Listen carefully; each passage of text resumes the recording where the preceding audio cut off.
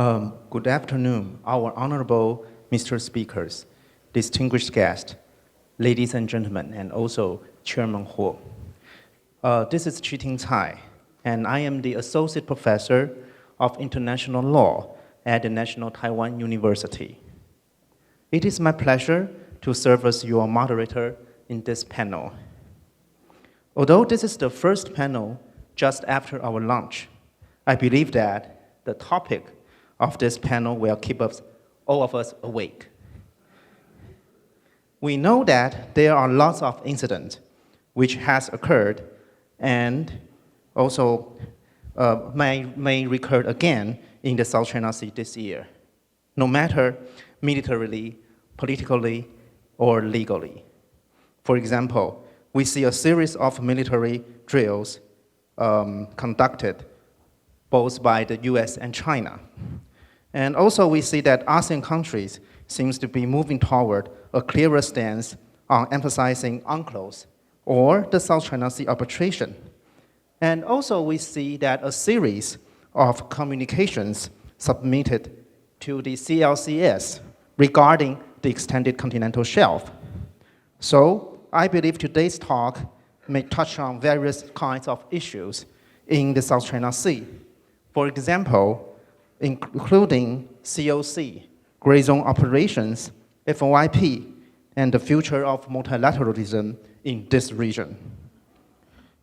So before our talks begins, maybe we can have a little bit introductions to introduction of our speakers.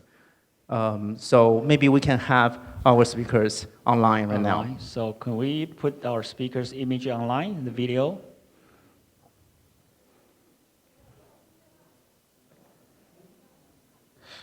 Today we are going to have 4 prominent scholars and analysts from these regions. All of them are all prominent South China Sea analysts. And so from the first left up, the upper left commentators, let me welcome Dr. Nian Hongsen.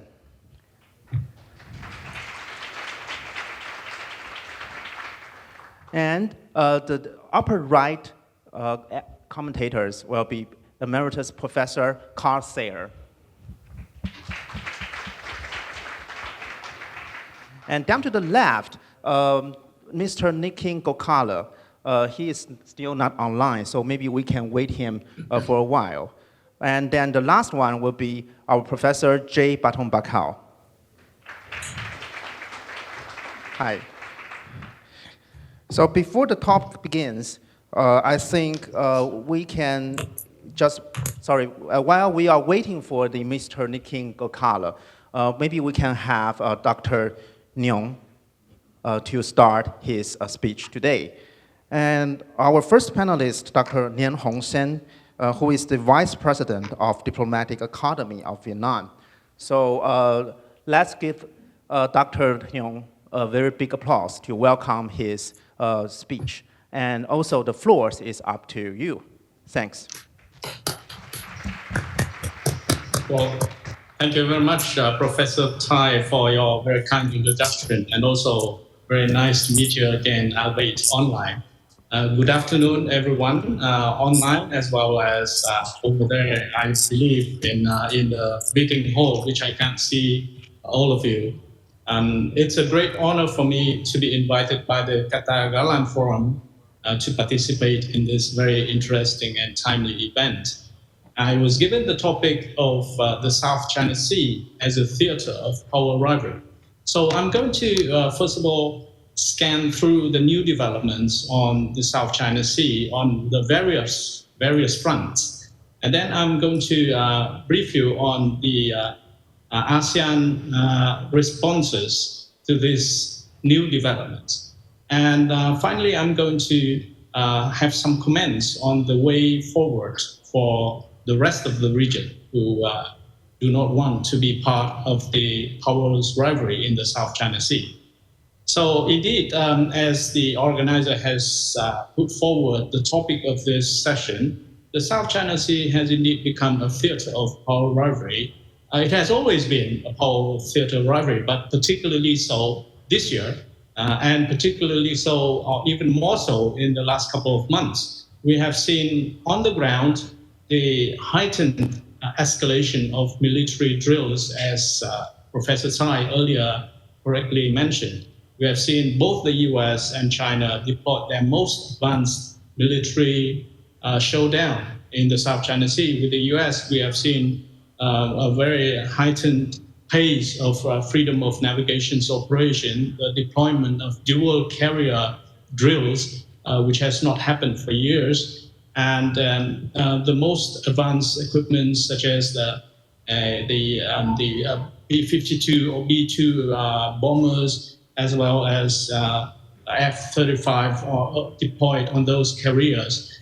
And the United States has also been able to mobilize the support of some of its allies to join some of these military drills on the South China Sea. On the other hand, China has also increased the number of military drills, not only on the South China Sea, but also in the seas around it. A couple of weeks ago, we have seen for the first time China concurrent military drills in four of the ocean zones around its periphery. This is not what we have observed earlier. And together, China has deployed or test-fired the most advanced missiles, which is labeled as aircraft carrier. This is a big showdown militarily, and is showing an escalation in the competition or rivalry between the two powers.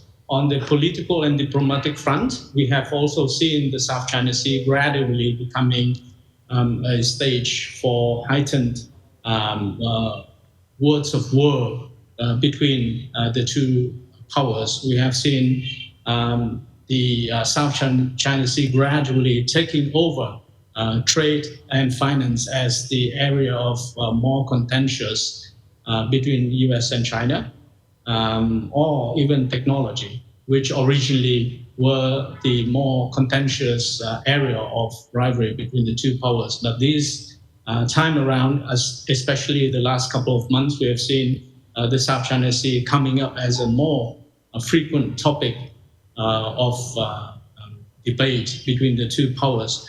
We have seen, together with this a heightened pace of shuttle diplomacy among the two powers to try to lure more allies onto their side. So we have seen the US diplomatic circle being very active in communicating with countries in the region. We have seen Secretary Pompeo making calls to all ASEAN member states in August, and also we have seen similar activities from the Chinese side. But China, given its proximity, given its ability to control the pandemic earlier than the United States, is able to even deploy traditional shuttle diplomacy to the region. We've seen State Councilor Yang Jiechi physically visiting Singapore, or we've also seen Foreign Minister Wang Yi visiting a number of other Southeast Asian countries. So these are all efforts to compete between the two powers in the area of the Southeast Asia.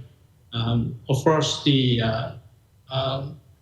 rivalry doesn't extend beyond the military and diplomatic circles. It also goes into the media with a war of narrative, or the competition over the narrative between the two powers on the South China Sea. The US, we have seen an unprecedented number of reports from both the official and semi-official corners in the US, portraying China as the sabotage of peace and long-term peace and stability in the South China Sea, as a bully or intimidator in the South China Sea, whereas we have seen similar activities on the Chinese side as well.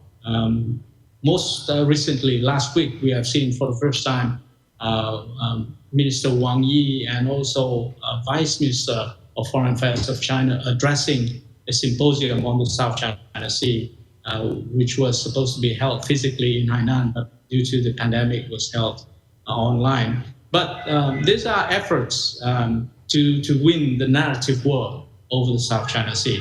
And this is also becoming a very important battle area between the two powers.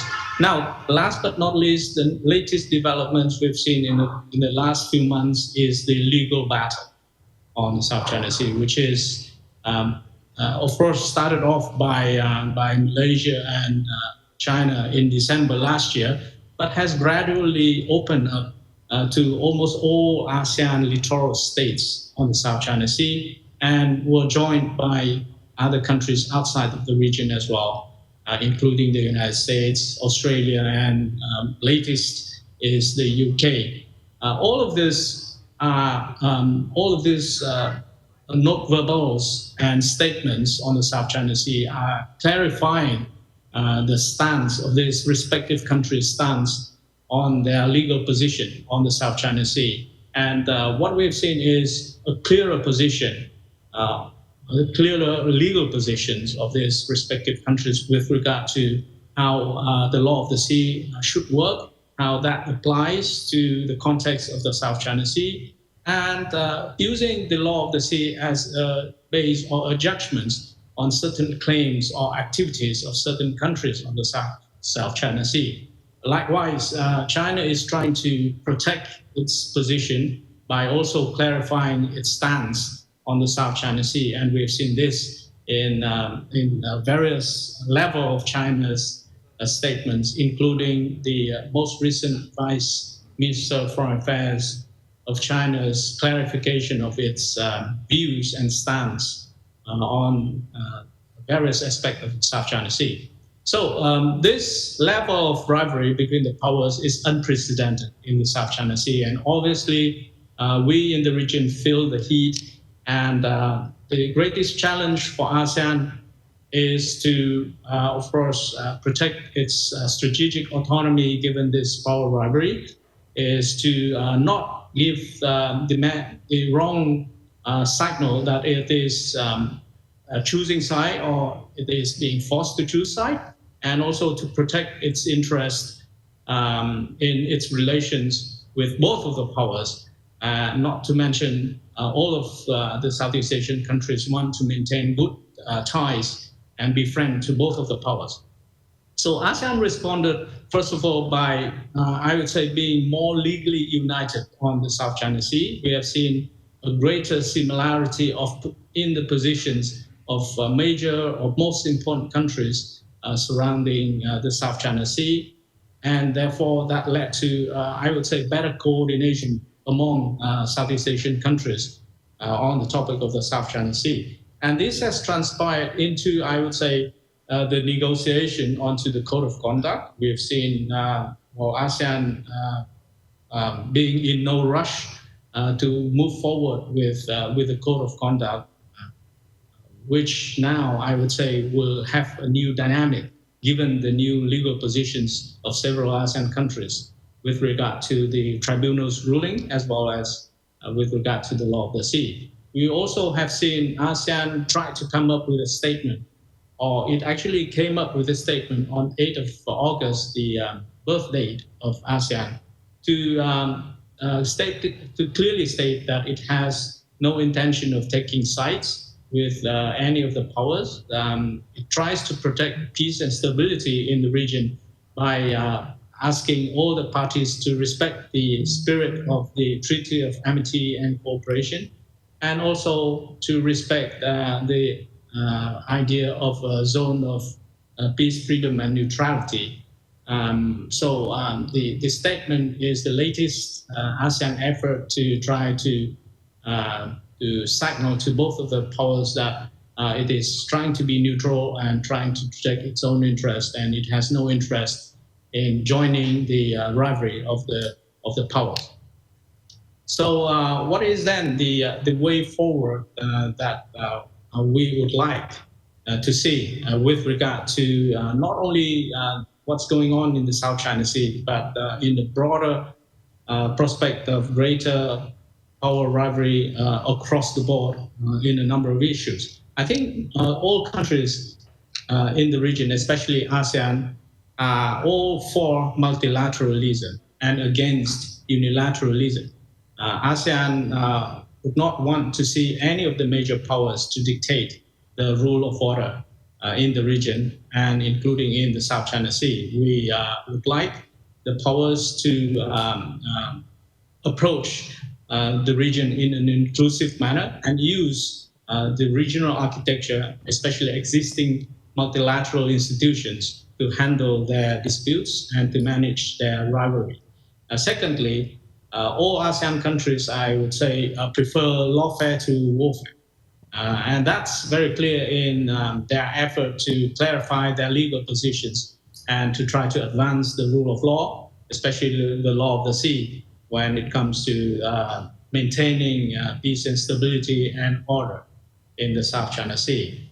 Thirdly, I would say that all ASEAN countries would not want to be accidentally caught in any confrontation between the powers or to be part of the confrontation between the powers and themselves.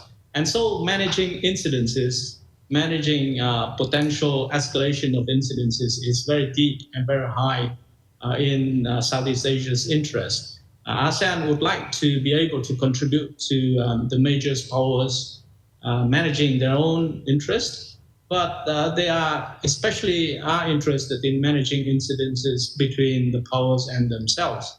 Well, we have already certain arrangements or certain efforts in the region to try to build code of the roads, rules of the roads, and codes of conduct in the region to try to prevent accidental incidents such as the queues between the navies.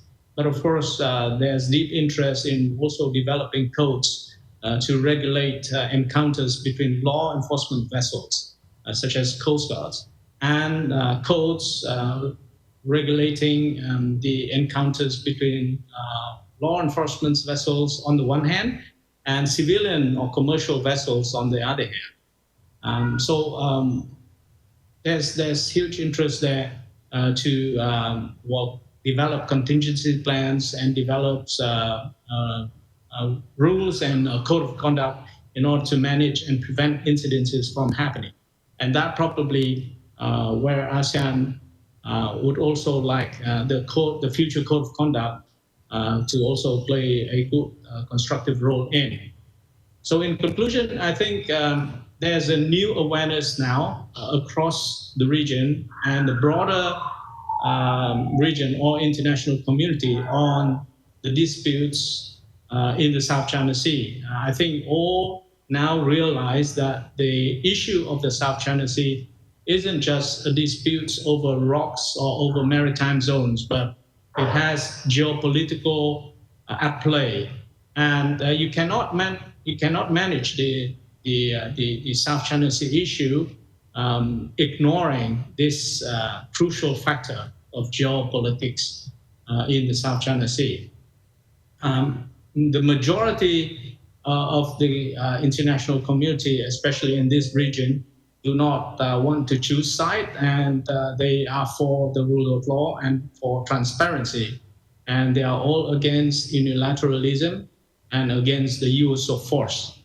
And I think in this sense, Taiwan can play a very constructive and crucial role in expressing itself as a player in the South China Sea, to also join the league of other parties in supporting multilateralism, supporting the rule of law, especially the UN Convention on the Law of the Sea, and supporting peaceful settlement of disputes in the South China Sea.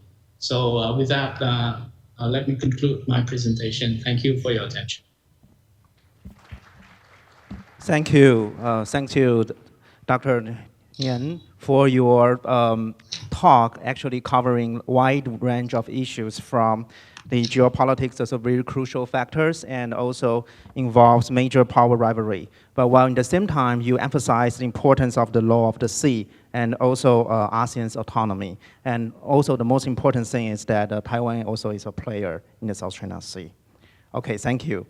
And next, let's welcome our second panelist, Professor Carl Sayer, who is a emeritus professor at the University of New South Wales at the Australian Defence Force Academy. And also, he served as the director of the Sayer Consultancies. So let's welcome Professor Sayer. Thank you, Mr. Moderator. I'd like to thank the Institute of National Defense and Security Research for Taiwan for the invitation to speak to you. And I just pressed my screen and my notes disappeared, so I'll have to click and exit here. I don't know what's... Okay. I have a three-part presentation. The first is to deal with the strategic level of China's military modernization to address the theme, the South China Sea, the theater of power rivalry. And next, I'll turn to the operational level in what I call an action-reaction cycle in the South China Sea. And thirdly, end at the tactical level with gray zone activities that are influencing developments. Hello, Mr. Kyle. To take the strategic level... Excuse me, Mr. Kyle. Could you turn Yes? on your video button? Because in Taiwan right now, we cannot see your image on the screen. Maybe down your screen, there is a video icon. Can you turn on your webcam? Okay. Try to make it become the black and not the red one.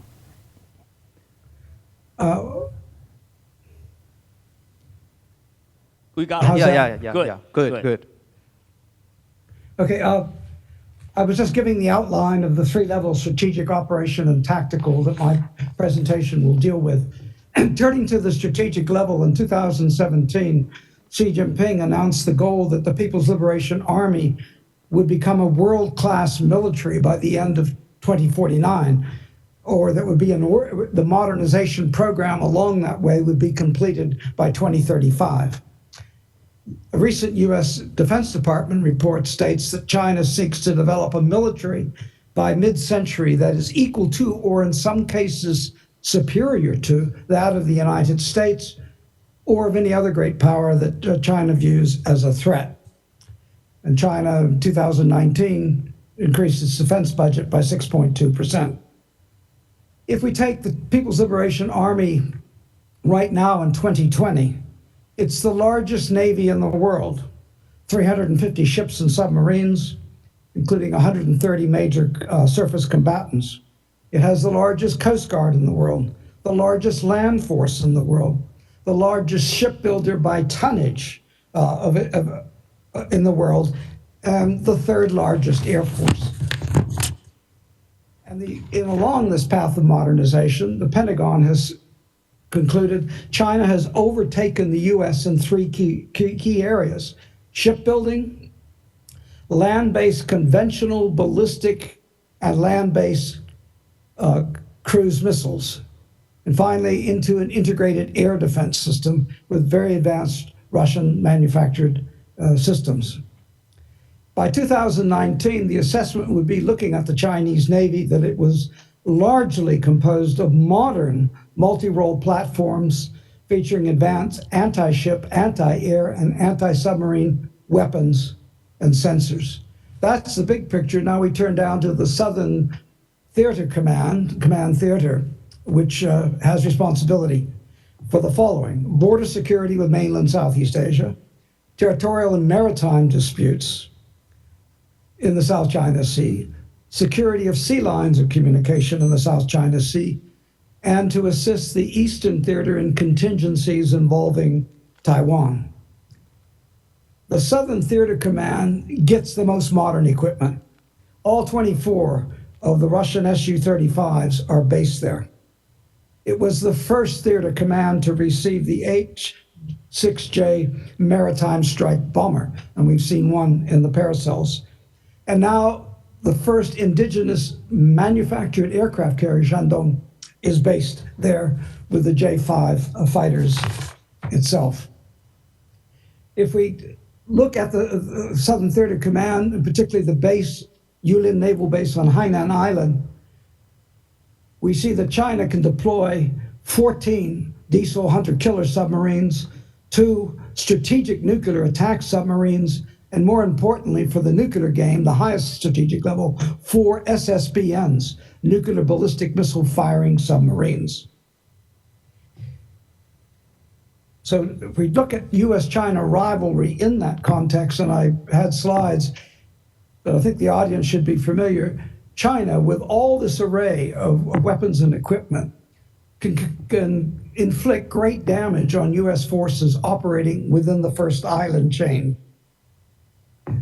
It has more than 1,250 ground-launched ballistic and cruise missiles with ranges from 500 to 5,500 kilometers to strike out.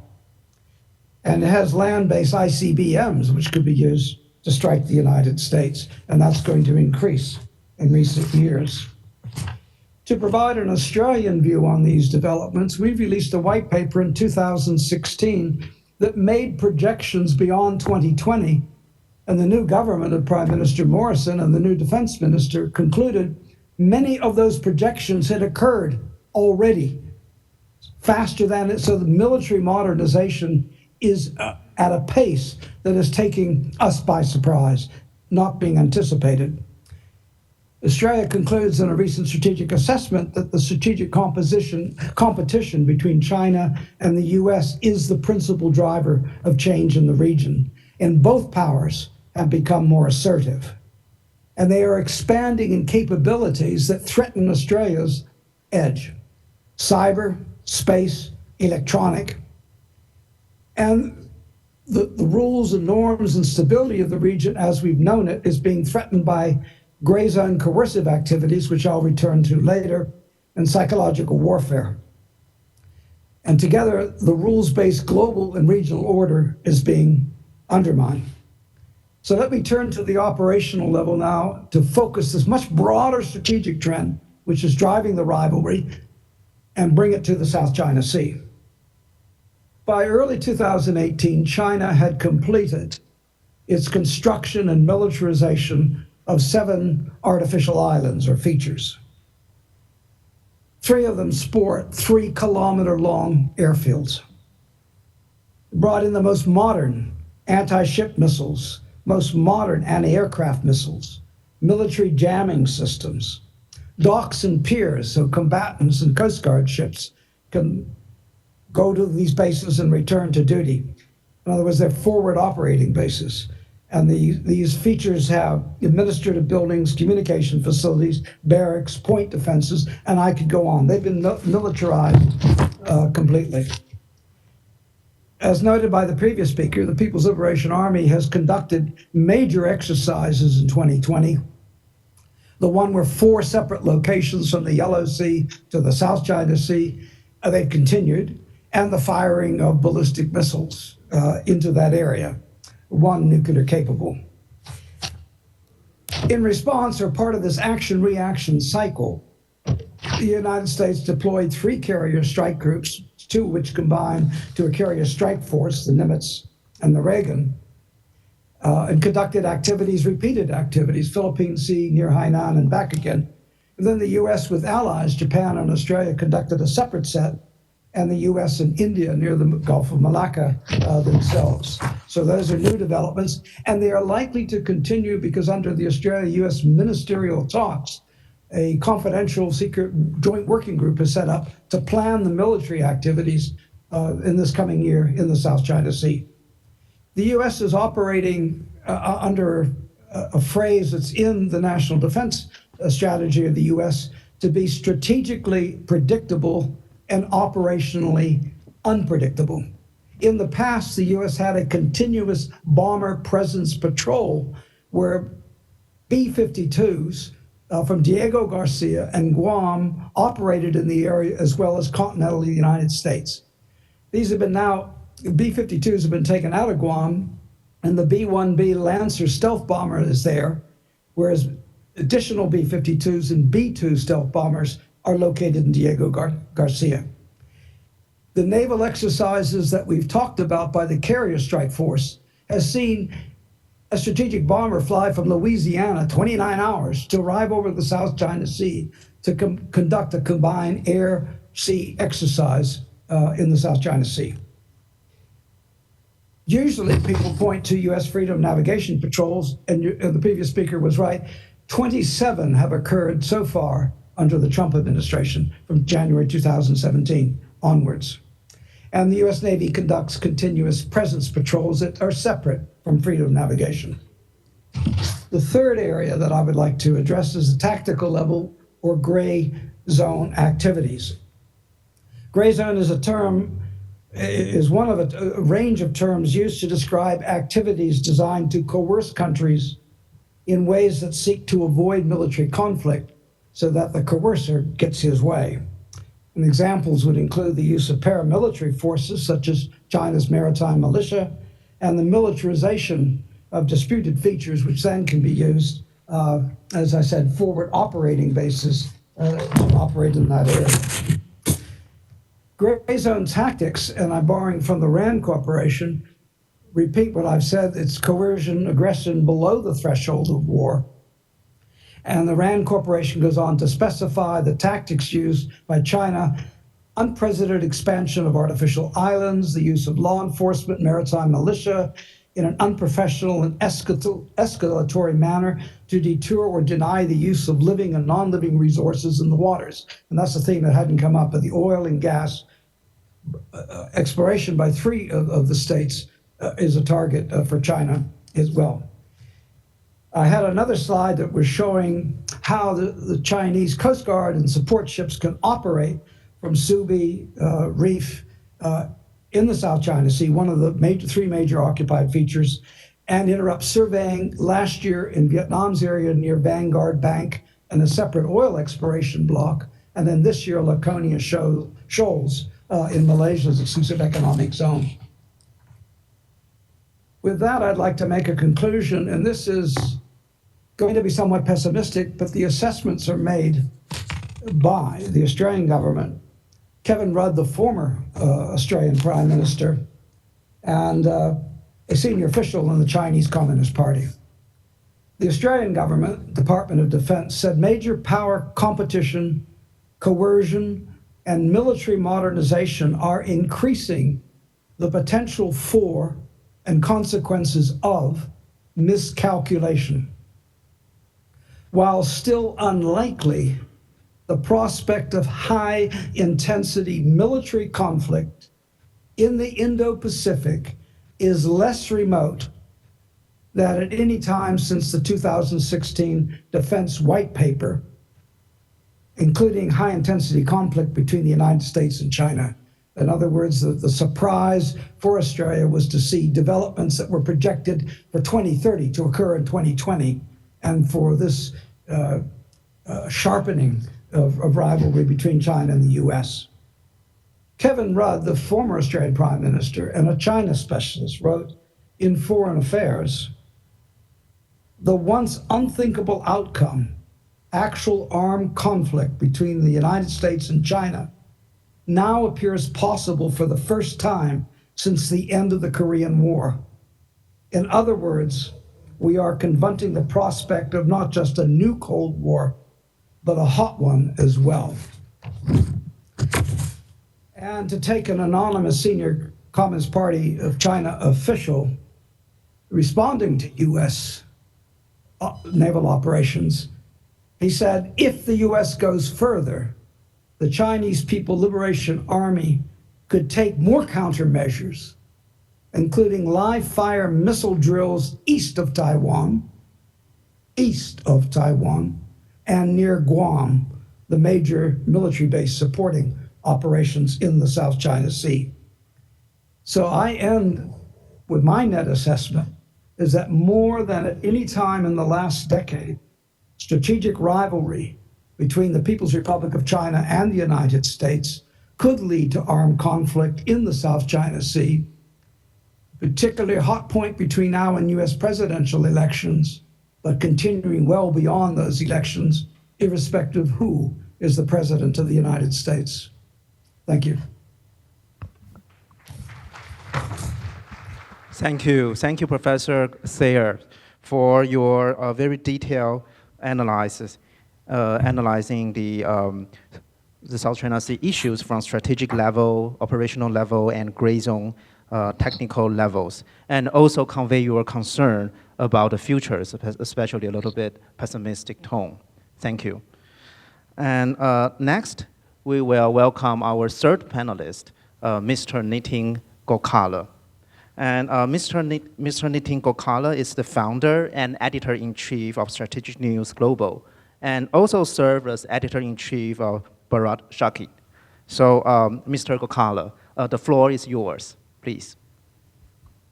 Thank you very much. Good afternoon, everyone online as well as present in Taiwan for this important forum.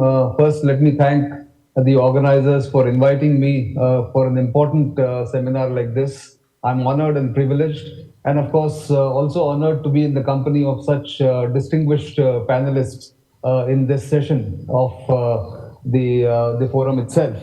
My own assessment will come from an Indian point of view, and even as we speak, there has been an incident on the line of actual control between India and China last night, on Monday night, where shots were fired for the first time in nearly 45 years since 1975. Although the situation is under control, but it is tense as we see from New Delhi.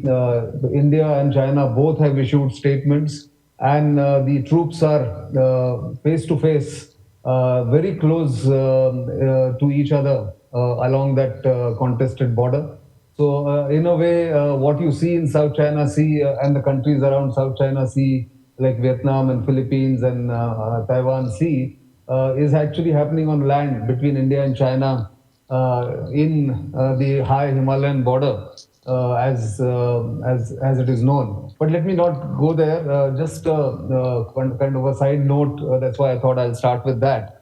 That South China Sea has emerged as one of the contested areas and spaces in the past decade. Of course, as Professor Thayer has mentioned, and even before that, our distinguished panelist has also mentioned, the first speaker. What is, however, a matter of interest going forward to observers like me is how the great power rivalry will play out in this part of the world in the coming years. Because if you look at the Chinese aggression, it extends from Japan to Bhutan, as I say, from East China Sea to right up to the tiny Himalayan kingdom of Bhutan. In between, there is the South China Sea, there is the Himalayan frontier with India, and of course the small tiny country of Bhutan, where the Chinese have been more aggressive in the past 1 year or so. So the new assertive posture in the South China Sea by China represents, I think, a serious challenge to regional order in Southeast Asia, and of course calls into question China's self-professed strategy of peaceful rise, as they have been saying for almost a decade now. It would be wrong to, of course, single out the PRC, the People's Republic of China, as solely responsible for the conflict, but its actions, it is evidently clear through its actions that China has become substantially more assertive in terms of its expanding power projection capability, its willingness to use coercive power, and its efforts to establish a strategic foothold in the disputed island territories. Its assertiveness by undermining the existing status quo among the claimant states is therefore the main driver behind the negative development, as we have seen in South China Sea in recent years. Eager to keep the strategic autonomy, the smaller countries in the region have established multiple regional mechanisms around the Association of Southeast Asian Nations, or ASEAN, and object to what they see as efforts to undermine its centrality. They invest to keep all major powers engaged and resist pressures to fall under one power umbrella. As our distinguished speaker, the first speaker, said, that they do not want to take sides, but of course they may be forced to. But the US-China contest may just test their resolve, in my view, from trade and intellectual property rights and navigational and overflight freedoms to cyberspace and 5G, the US and China increasingly find themselves as opposite poles, with regional countries getting caught in the middle. So, what's the way forward? I think that's the question that we seek to answer here. As one of India's distinguished diplomats and India's former Foreign Secretary Vijay Gokhale, no relation of mine but certainly a friend of mine, recently wrote, "A robust US military presence is one guarantee. A stronger validation by the littoral states of the South China Sea helps the US administration in justifying their presence to the American taxpayer. Others who have stakes in the region also need to collectively encourage an increasingly powerful China to pursue strategic interest in a legitimate way and on the basis of respect for international law in the South China Sea. The real choice is not between China and America. It is between keeping the global commons open for all or surrendering the right to choose one's partners for the foreseeable future." End of quote. For countries such as India, which have no direct presence in the region but have increasing trade and economic relationship with the ASEAN countries, the dilemma is far more acute. How does one approach the region? Policymakers in New Delhi are veering round to the view that India must make it abundantly clear that a free and open Indo-Pacific includes a free and open South China Sea. It is in everyone's interest to not allow great power rivalry to impede free flow of trade and commerce through what is an important global commons. For centuries, India and Southeast Asian nations have traded with each other and have traversed the seas without any impediment. It must not be allowed to become one nation's backyard. India, of course, will have to show more dexterity and demonstrate skin in the game attitude if it wants ASEAN nations to take it more seriously in the region. If necessary, India will have to rethink its decision not to join RCEP. Although it has already decided not to join RCEP, I still think the decision can be reconsidered. Think global, act local is an appropriate mantra that India must adopt in its approach to ASEAN and become part of the global supply chain. This will involve thinking long term, of course. Demonstrating willingness to be proactive in the affairs of South China Sea may be one way to make a start as far as India is concerned. And to that extent, India's Prime Minister, Narendra Modi, speaking at the Shangri-La Dialogue 2 years ago, had actually given out India's possible approach to the region. He had said, and I quote, "India stands for a free, open, inclusive region which embraces us all in a common pursuit of progress and prosperity. It includes all nations in this geography, as also others beyond who have a stake in it. Southeast Asia is at its center, and ASEAN has been and will be central to its future. That is the vision that will always guide India as we seek to cooperate for an architecture for peace and security in the region." I think that's something that one must look at. It's, I think, the guiding principle as far as India is concerned. And of course, for the past 5 decades, a benign but overwhelming presence of the United States in Asia Pacific, now of course more commonly referred to as Indo-Pacific, allowed the ASEAN community to achieve economic and social prosperity. But today, a rising China is increasingly rubbing up with the resident power, that is, the United States, and creating new friction in the region, presenting a difficult choice to nations in this part of the world. Can the smaller nations afford to take sides in this increasingly bitter contest between the US and China? Perhaps not. And that is where I think the big choices lie. The United States will remain here. It may be, in some people's view, a declining power, but its presence is still large. And even as we speak, the commander of the Indo-Pacific Command of the United States, the Indo-PACOM, has issued a statement just now. In fact, it just came into my email, where he says the United States stands with our allies and partners in the Indo-Pacific in upholding their sovereign rights and interests. We will sail, fly, and operate together in accordance with international law. At US Indo-Pacific Command, we reject all attempts to impose might makes right throughout the region. We support the international community in defense of freedom of the global commons and respect for the sovereignty of all nations. Admiral P.S. Davidson, US Navy. He also speaks about how in the past 3 months, the Chinese Communist Party has asserted control over Hong Kong, intruded into Taiwan's airspace, trained guns on the Philippine Navy, harassed Malaysian vessels, sunk a Vietnamese fishing ship, rammed a Japanese Coast Guard vessel, reignited a deadly border conflict with India, which I referred to at the beginning of my talk, and conducted cyber attacks and economic coercion against Australia. Beijing's pernicious approach to the region includes a whole of party effort to coerce, corrupt, and contest the values embraced by the free and open Indo-Pacific vision. Now, I think that's where the countries in the region will have to actually choose sides if it comes to the crunch. Will that crunch ever arrive? We are not still sure. But an undeclared Cold War between China and the US is already on in South China Sea. And no matter how hard smaller nations try, they will invariably get sucked into the contest. China's military posture in South China Sea since 2009 has not inspired confidence. It has raised anxieties and fear of the unknown among nations around South China Sea. So far, the security provided by the United States has allowed ASEAN members to bring relative prosperity to their citizens, but they are now caught in the increasingly open and bitter contest between the current superpower and a rising one. There are, of course, other nations in the mix too, as our panelist from Australia said.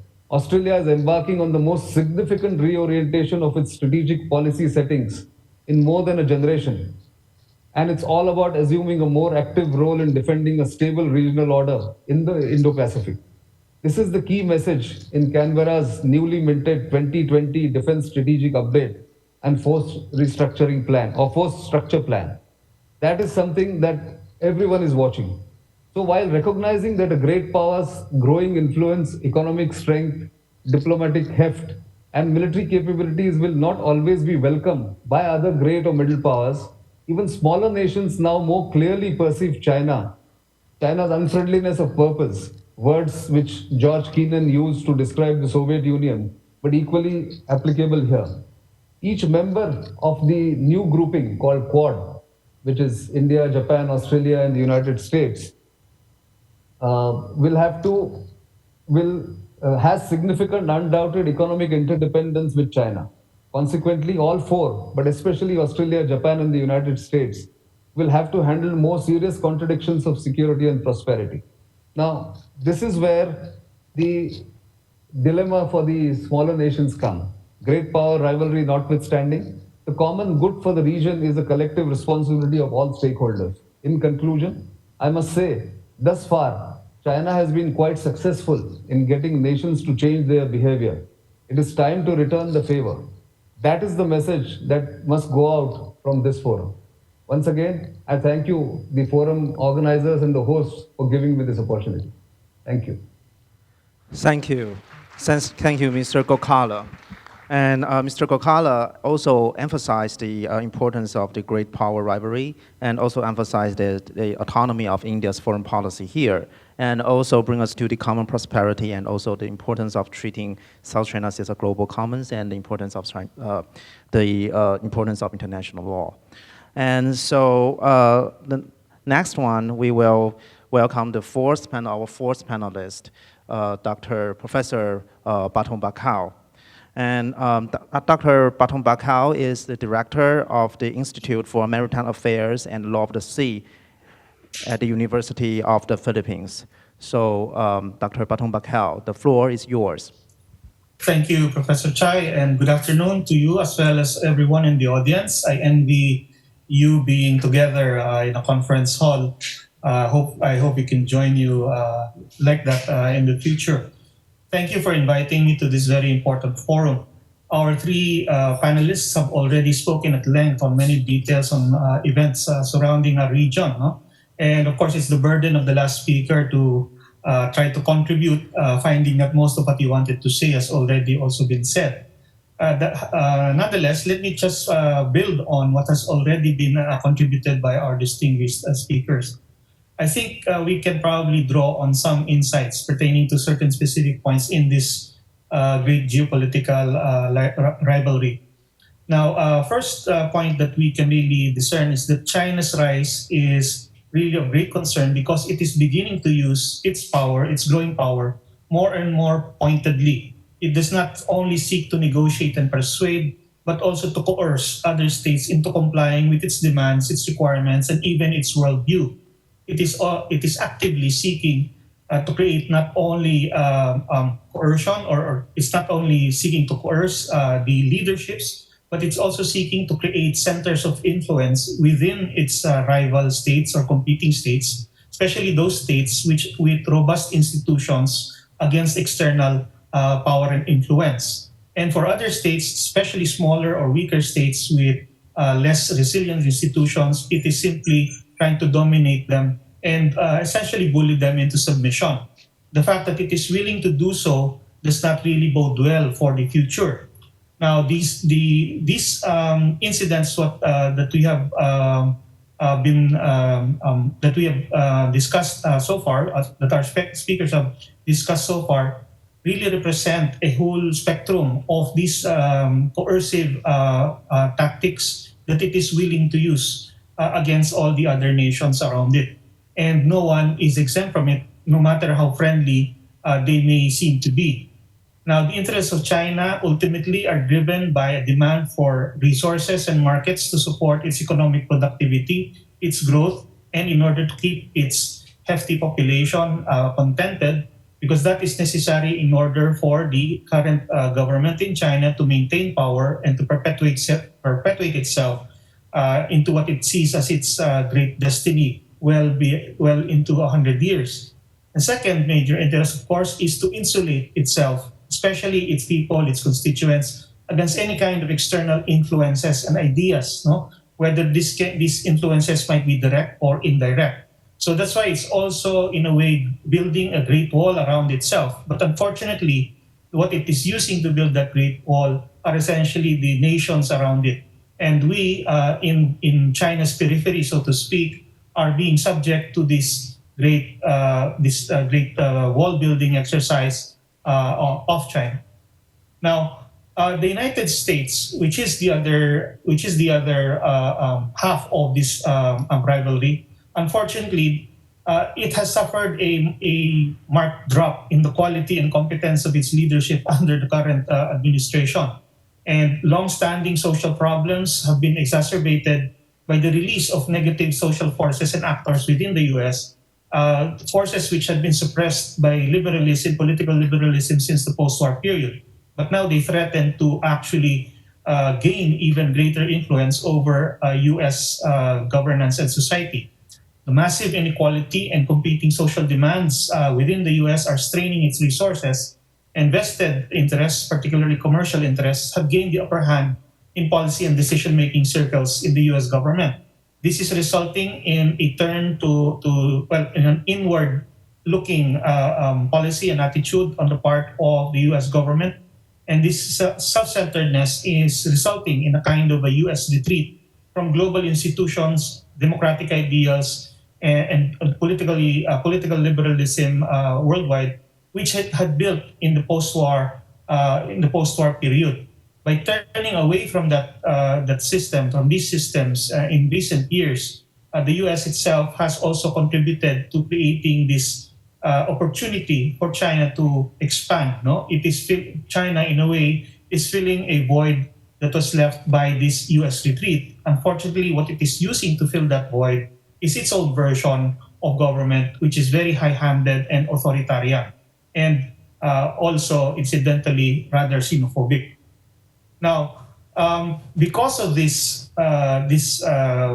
gap, this void that has been created, middle powers like Japan and Australia have been trying to step up to try to provide some kind of stabilizing counterforce and maintain the geopolitical balance in the region. Despite their smaller size, they try to perform that role, but unfortunately, they are also unnecessarily limited in the reach on account of their own domestic constraints and other factors. They simply cannot fulfill, or they cannot fill the U.S. shoes in the region, and so they have to work together. So the attempts to form, for example, the Quad, no, these are indicative of the realization among the middle powers that there really is a widening gap that is forming that needs to be filled, lest China be the one to fill it with its own version of the world. And we have seen that it is not exactly an attractive option.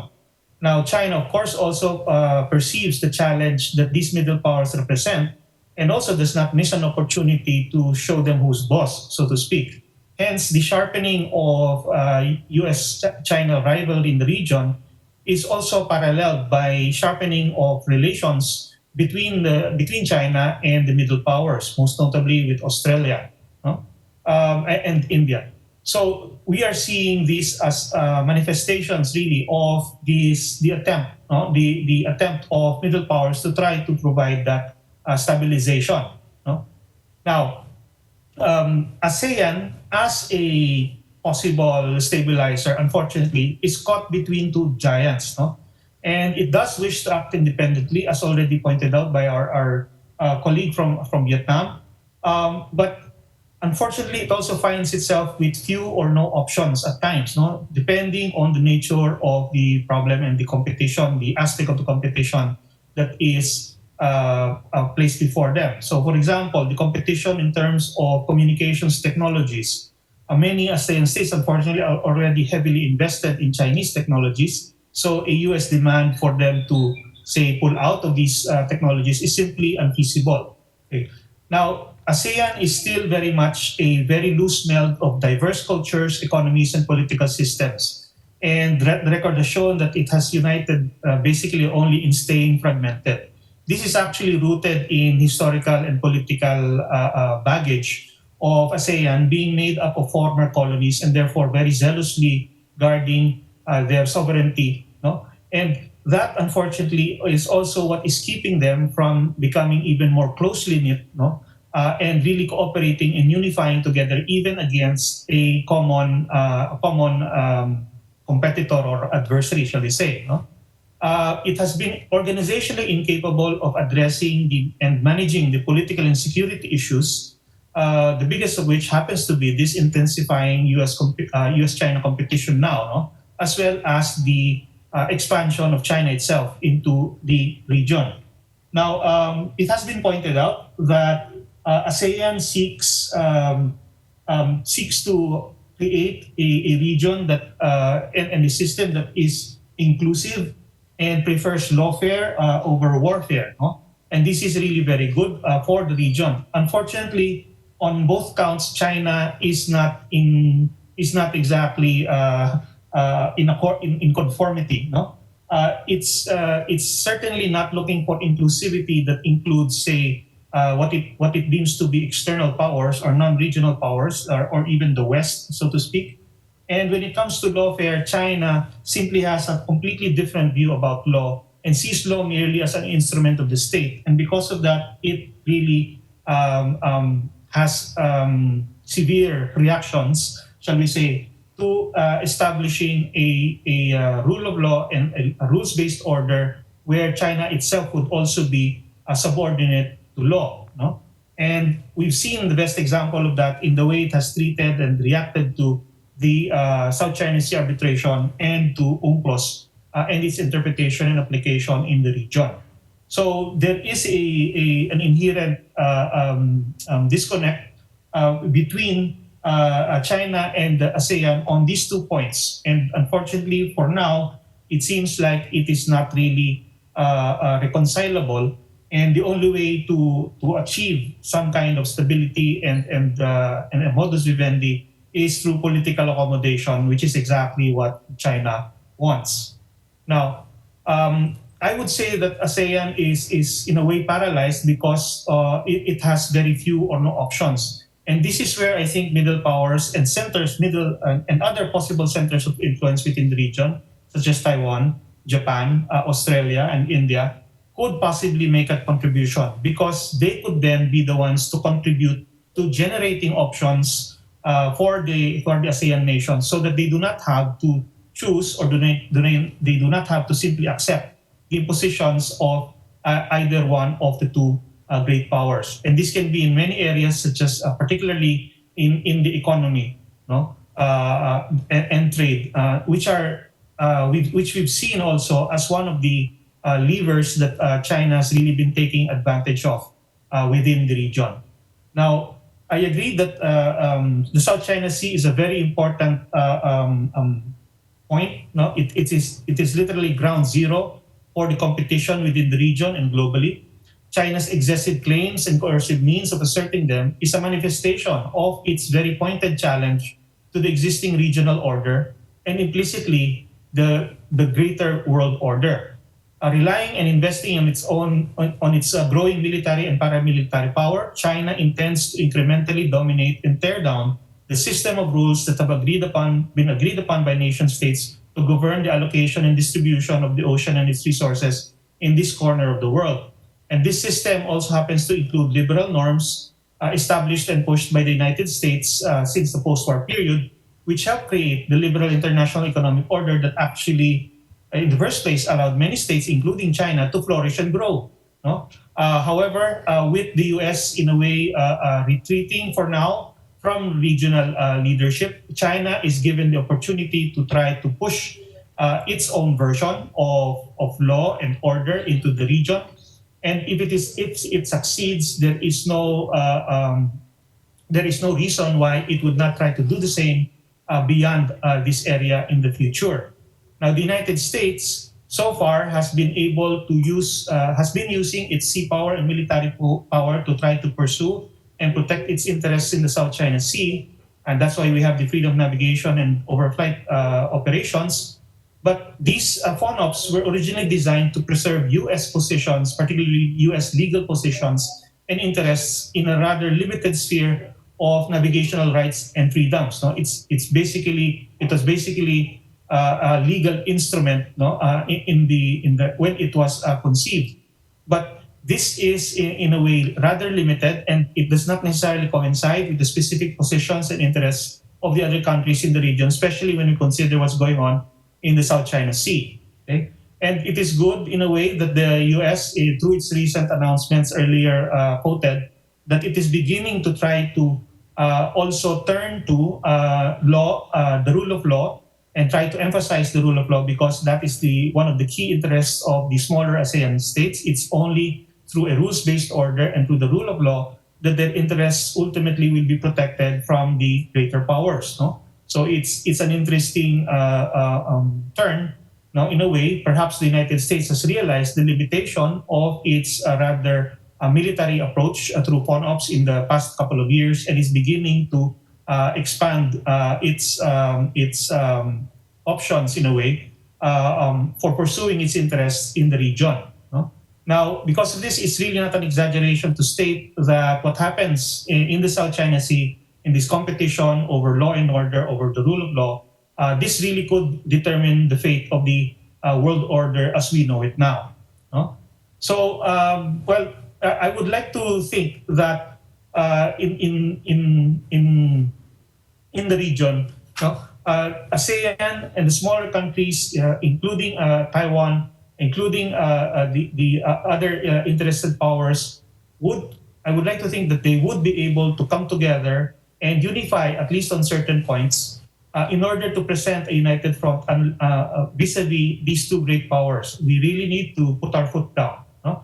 But we need to do it fast, because, as also noted by our speakers, the competition, the trajectory, it does not seem to be very optimistic. It does really seem to be on a rather upward escalatory path.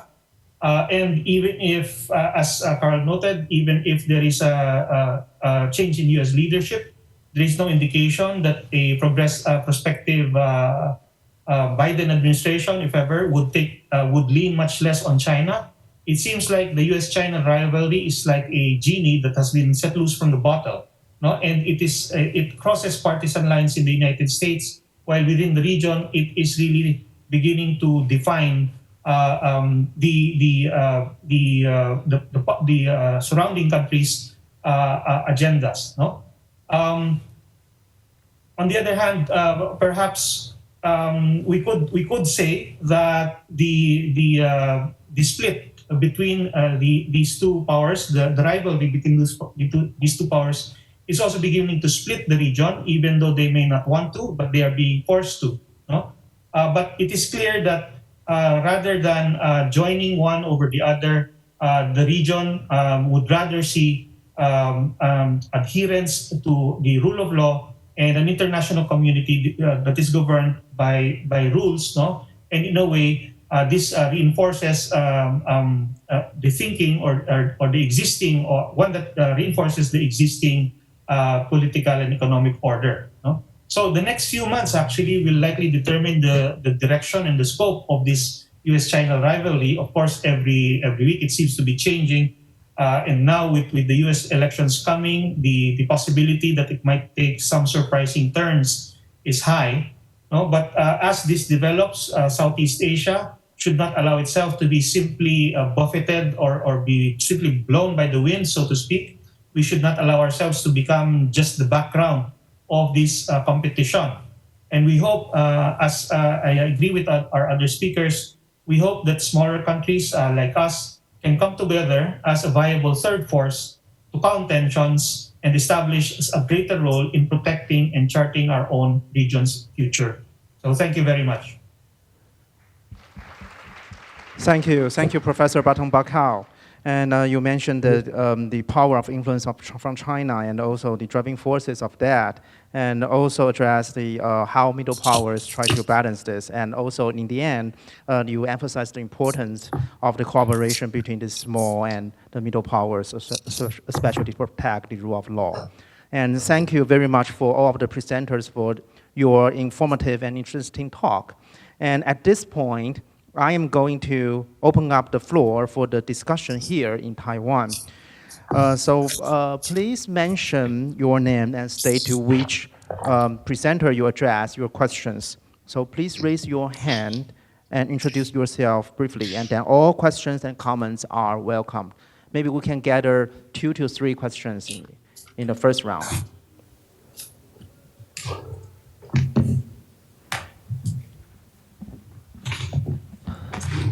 Anyone over there? Or over in the back? Yes. Hello, this is Jane Rickards with The Economist in Taipei. I have 2 questions, and they're mainly directed at Dr. Is it Thaya from Australia and Dr. Gokhale from India. My first question is, Dr. Thaya, you've listed China's increasing arsenal in terms of its naval power. I'm interested in what you would say about the argument that China hasn't actually been in a physical naval battle for hundreds of years. It is really untested, aside from the drills it conducts itself. Do you think that argument carries any weight, that China is less experienced than the US in actual naval battles? And my question for Dr. Gokhale is, do you think that China is not making any strategic sense by picking fights with India? Because there's already so much tension with the US over Hong Kong, Taiwan. As this forum is focused on, there's sort of regional tensions in the South China Sea. So to me as an outsider, it just makes no sense just bringing India into the fight as well and sort of antagonising India when India isn't really part of this. And is there a potential to actually push India towards the US? And if so, that would not make strategic sense from China's point of view. So I'm just sort of wondering what the backstory is to that. Thanks. Thank you. And any further questions from our audience?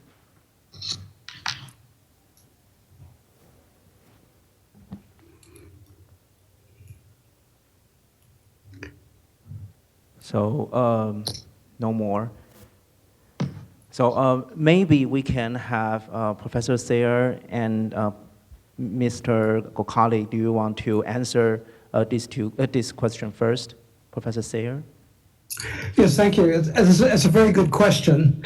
One, I would then say, I was hoping to build up to it, is that if we compare China and the US is a global power, but China's military strength is concentrated in a particular region, and its sheer numbers. Now, on another webinar from the Philippines, there was a former head of intelligence in the Pacific Command, before it was renamed, who did an evaluation of the commanders. And of course, every American commander out there in a carrier strike group has got vast more experience in naval maneuvers and in large-scale warfare than any Chinese counterpart. But it all gets down to really answering your question, what is the scenario? And one thing I didn't put on my slides, but I'm often quoting, and it comes from US officials, their assessment that there are Chinese naval commanders who believe that in certain specific scenarios that China could construct, it would prevail. They could actually defeat the United States and damage its reputation. There are a whole host of reports of private gaming exercises of various scenarios of warships at sea at particular times, and the U.S. and its literal combat ships do not prevail. They come up separately. So what we're talking about, we have to look at the spectrum of conflict. With that number of ballistic missiles that you have on your coast, if you can find and fix an American carrier strike group, you could do a war of attrition by sheer numbers, by barrages of missiles, and inflict damage. And there are these scenarios that give you percentages of what degrades over every strike. So, but yes, it is important that China has never maneuvered, but I don't think there are operations, but we haven't seen the Nimitz, Admiral Nimitz, run his aircraft carriers since the Second World War either for that kind of thing. So one is, what is to imagine is the future of naval warfare and how it would in fact be conducted. So it's a good point because I didn't isolate that variable. I heard it discussed very authoritatively by a top intelligence specialist, and he went through commander to commander on the Chinese side and the US side, and no one has run, when I use the carrier strike force, that's two carrier strike groups operating together. And that's really formidable. And China's single home aircraft carrier, which is a ski jump, means a limited range and limited armament. And the Americans conduct more operations in a month than China would in a whole year in all weather. So the US does have certain advantages, but my presentation was to provide the strategic driver that helps set up the competition between China and the US in the South China Sea. And that's undoubtedly Chinese military superiority in a number of areas. Thank you. Mr. Gokala, please. Yes. Thank you for that question. In fact, that's something that we've been grappling in India, that the timing of the Chinese aggression against India and the extent and the magnitude of its aggression is something that has baffled not just Indian observers and analysts, but I think the people observing this region the world over. But my own assessment is that the Chinese were doing this for two things. In fact, you asked whether this will end up pushing India into the US fold or have an alliance with the US. I think precisely because of this fear that the Chinese are actually trying to send a warning signal to India that don't get too close to the United States. It is not a dependable ally. It's not a dependable partner. It will not come to your rescue. That's one of the reasons why the Chinese have done what they have done on the border. It's a contested border, not demarcated on the land on ground, and not delineated either. Therefore, India is also aware, and that is one of the reasons why India has never become a alliance partner or alliance member with any of the groups or with the United States particularly. India would like to be a partner but not a member of the alliance because it knows that ultimately the solution to the border problem, which is the main core issue between India and China, will have to come bilaterally. And I think what has surprised China here is the speed and the extent of India's response. If this had happened, say, 10 years ago, perhaps diplomacy would have been the only way forward, or talks would have been the only way forward. In this case, just as we just discussed, Professor Thayer just talked about, or you asked the question that the Chinese have not fought a naval maneuver or never fought a naval war. Similar situation exists in the land forces. They haven't fought a war for 40 years after what the Vietnam War in 1979. And what happened in Galwan, where India lost officially 20 soldiers, I mean, India acknowledges those numbers. Fatal, 20 people died, 20 soldiers died. But China also suffered huge losses, which they are loath to accept. And I think that has created ripples in the Chinese ground forces that well-planned operation went wrong. And the extent of India's response and the magnitude of India's response, quick response to the Chinese aggression has surprised the Chinese. And my own sense is they're trying to look for an honorable exit, which may come through talks only. We are hoping that both sides are actually not looking for a war, but certainly Chinese behavior is something that has surprised many. And there may be multiple reasons. This is not the time to go into them, but certainly your question is valid, that why are they doing this at a time when negative sentiment against China is all prevalent across the globe. Thank you, Mr. Gokala. So we still have around 10 minutes left. So, do we have any further questions from our audiences?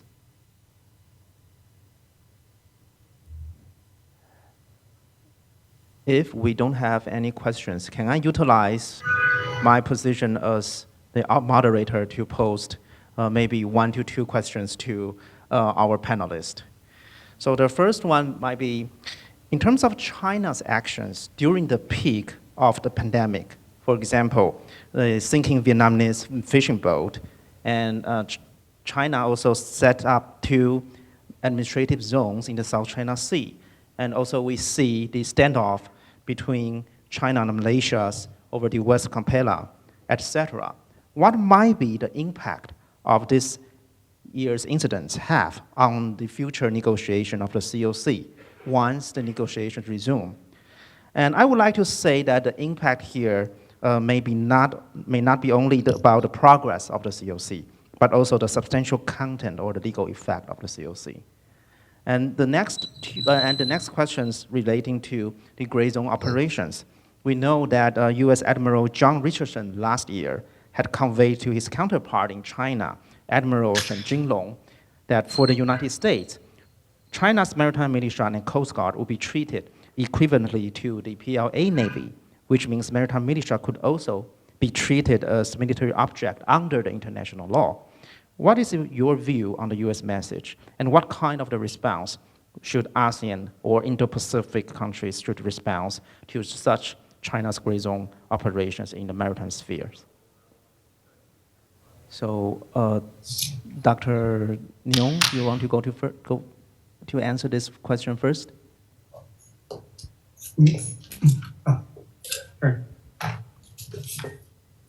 Sorry, were you addressing me? Okay. Professor Baton Bakao, please. Yes. Sorry. Yes. Yes, I think the incidents recently in the South China Sea, especially those that took place during the pandemic, serve to reinforce suspicions, shall we say, or concerns within the ASEAN about the whole purpose and intent of the COC. Because certainly the incidents were things that should have been properly subject to certain proposed norms and rules that could have been included in the COC. So the fact that they were taking place only strengthened a bit more the reservations of ASEAN, well, especially those that I interacted with. Certainly, that only strengthened the reservations more as to the intent and purpose, the true intent and purpose in conducting these negotiations. One thing that it seemed to heighten was the possibility that there were traps, so to speak, that were being constructed through the COC negotiations, and that led really to a very marked increase in caution about the various proposals that were being put forward.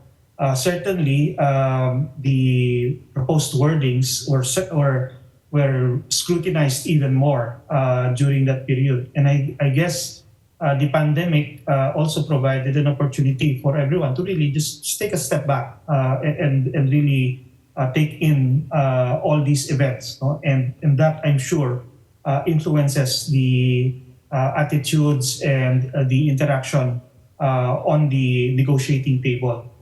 Now, with respect to the second question on treating the maritime militia the same as the military forces of China, actually, the Philippines has experienced the influence, shall we say, of the maritime militia and how they've been used. And although the military has been relatively quiet recently, they are very wary of the presence and possible usage of the maritime militia to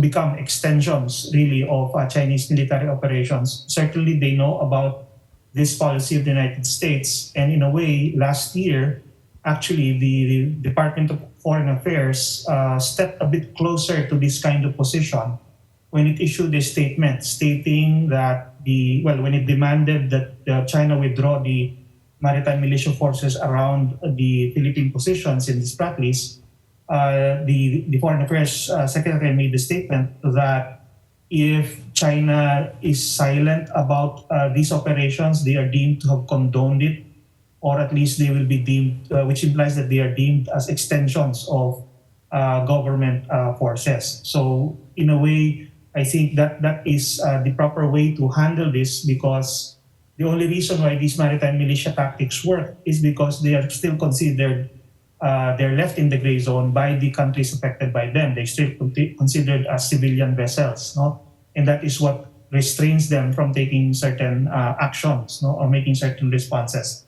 But if they were to take the same policy as the United States, to a certain extent, that will neutralize the advantage given by their so-called civilian color. Thank you. Thank you. Thank you, Professor Baton Bakau. So who can be the next to answer the questions? Well, if I may comment on your earlier questions about China's activities in the South China Sea at the peak of the pandemic, such as you named a few activities, such as the sinking of Vietnamese fishing boats, the inaugurations of certain scientific centers in the artificial islands in the Spratlys, the naming of submerged features in the South China Sea, just to name a few of the very, very provocative, I would say, actions by China at the height of the pandemic, when all countries in the regions were busy tackling the pandemic, and when China itself is sending medical equipment and trying to provide aid to Southeast Asian countries, is an awakening call for many of the Southeast Asian countries. And actually, it's at the point gave rise to the theory that China is trying to take advantage of the pandemic to advance its strategic interests in the South China Sea.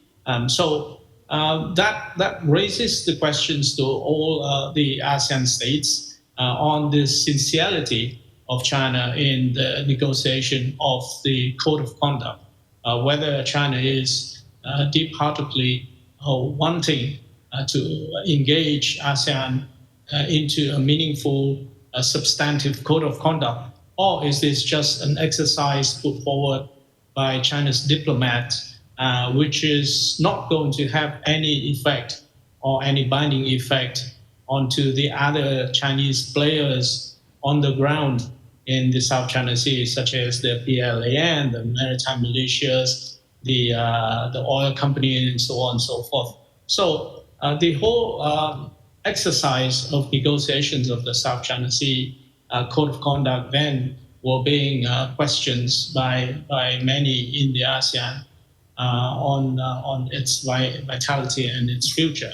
And the questions still remain today on the political will China put in the exercise. I think China would have to really convince ASEAN states that the code of conduct negotiation is really a whole of government exercise, one that is going to be adhered to not just by Foreign Affairs or by Minister Wang Yi, but one that is going all the way up to the top level of leadership in Beijing to show the willingness to restrain itself and to coordinate its activities in the South China Sea in accordance with the progress that it wants to achieve with regard to the code of conduct. Thank you, Dr. Nyong. And finally, I think we come to the end of this. Mr. Gokala, I thought you are offline. So you are online again. So do you have any response to these two questions, please?